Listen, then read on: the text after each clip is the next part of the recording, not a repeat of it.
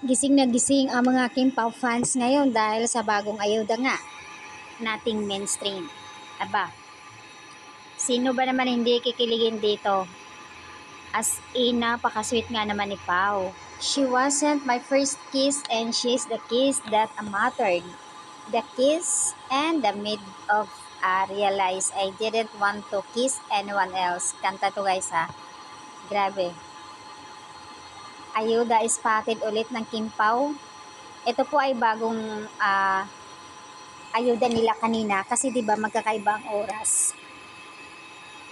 Nakakatuwa lang kasi yung morning jogging nila as in couples, napaka-sweet. Hindi mo halos makilala si Kim o pang Hollywood talaga ang dating niya. What would you do if you're all alone with him inside left? The elevator si Kelul. Ayan, napaka-sweet nga naman. Talagang nakasunod yung camera sa kanila, oh. Sabi ni Miss Red, I would run away with you, cause I have, and I have fallen in love with you, at Chinita Princess. Sana more ayuda pa. Sabi ko sa inyo meron tayong ayuda ngayon, fresh pa. Magkasama na naman talaga ang magjowa. And take note ha, di naghawak ng phone ang Kim Pao, pero may pahaplos at may pasweet pa siya sa likod ni Kimi. Ano ang meron sa likod ni Kimi or balikat? Nina, talagang pinagpagan pa ni Pao. Kaloka. Ang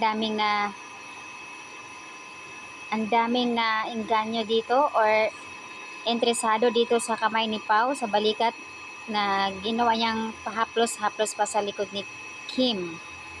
Genuinely happy that they can enjoy in the most usual things together. Ito po yung usual na ginagawa nila, daily routine ang jogging talaga. So yan ang daily routine ng Kim Pao. Soulmates and sweet dates.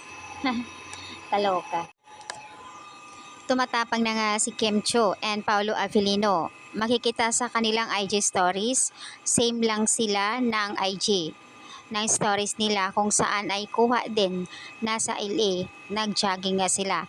In fairness naman 10 kilometer ang tinakbo, sobrang layo. Nakuha nila ng 1 hour and 7 minutes.